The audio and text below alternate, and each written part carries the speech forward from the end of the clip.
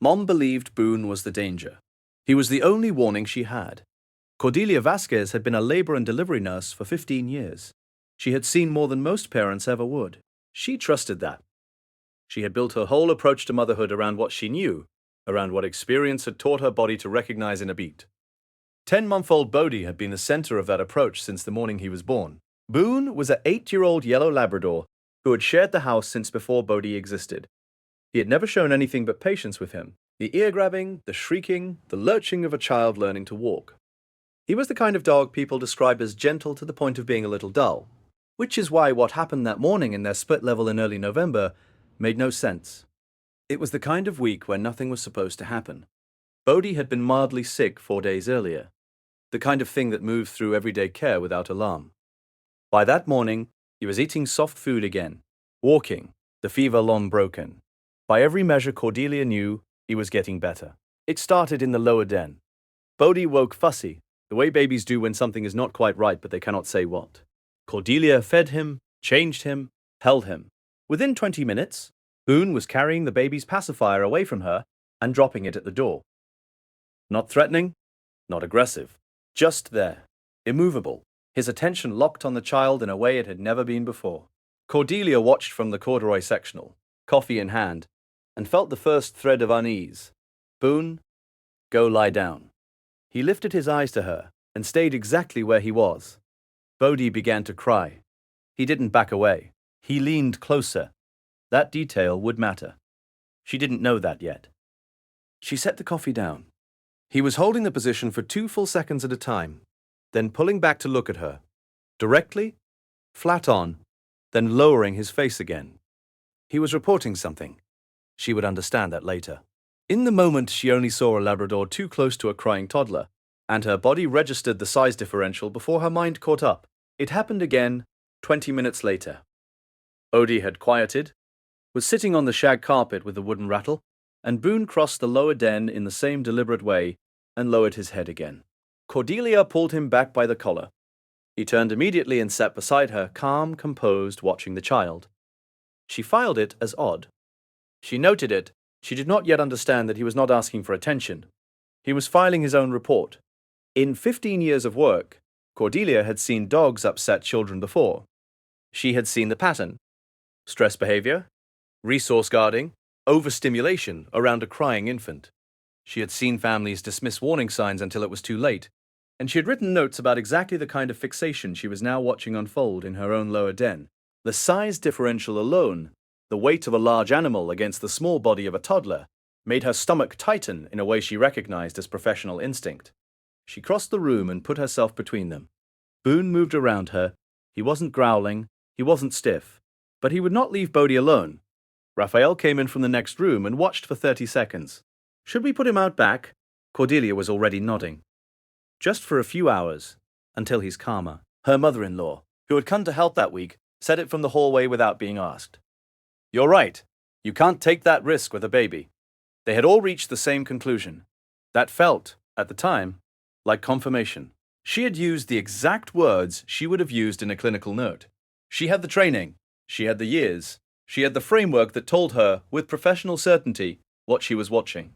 She did not yet know that the framework itself was the trap. The garage entry clicked shut. Bodie stopped crying almost immediately, which felt like proof. Cordelia picked him up and held him, and felt the quiet of a problem solved. She set him down on the shag carpet near the infant Tylenol bottle, and went to fold laundry in the next room, the nursing pillow on the counter beside her.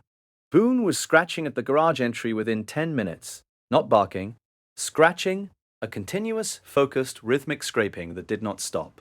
Raphael let him back in, more out of frustration than understanding.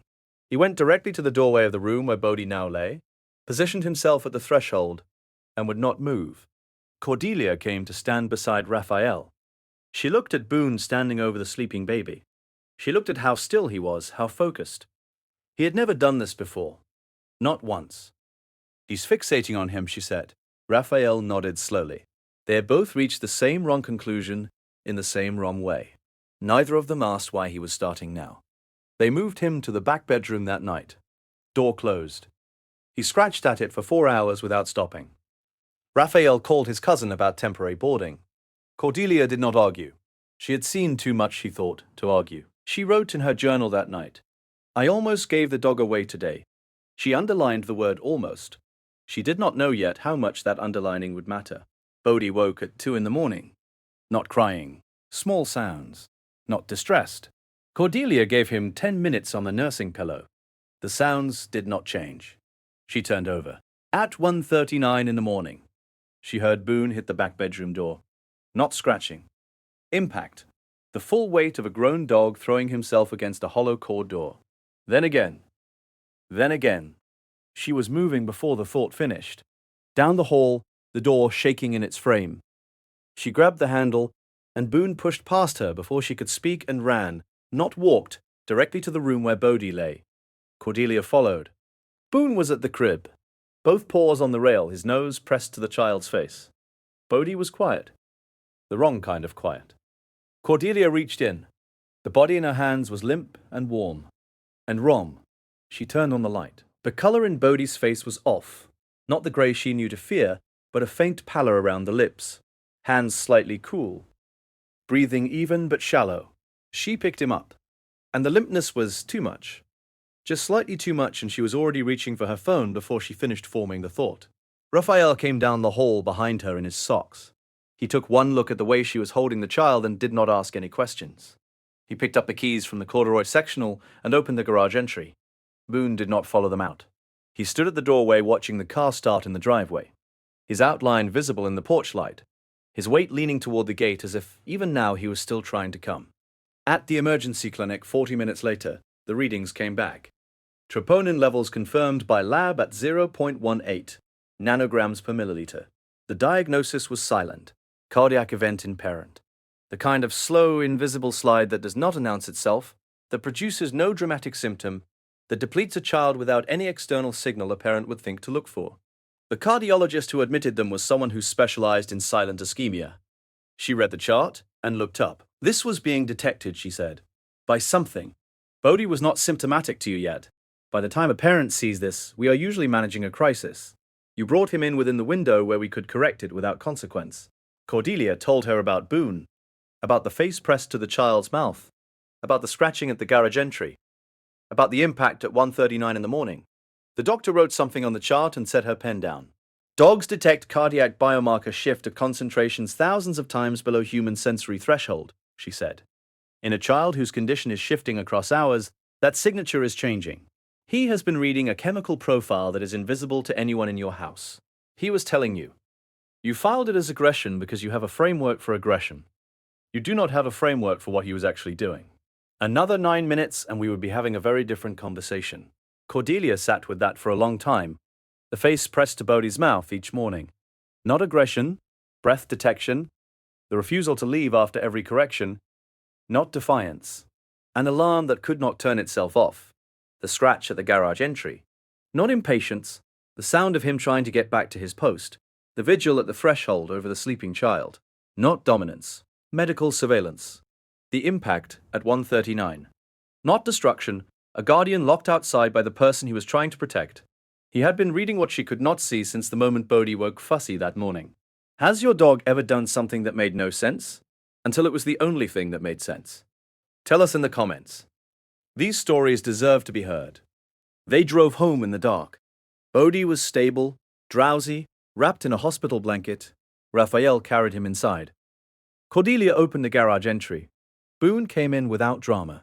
He walked through the lower den, past the infant Tylenol bottle, past the wooden rattle on the shag carpet, and crossed to where Raphael had set Bodhi down.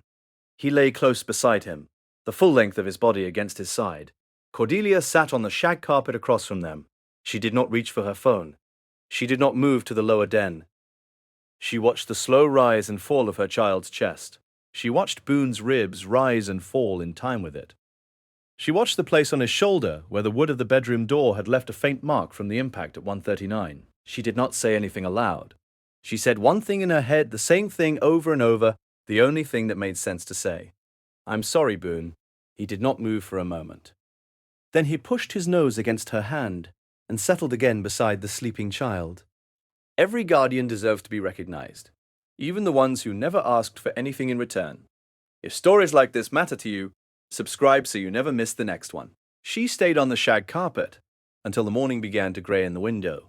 She watched the nursing pillow blink its small green light at slow intervals.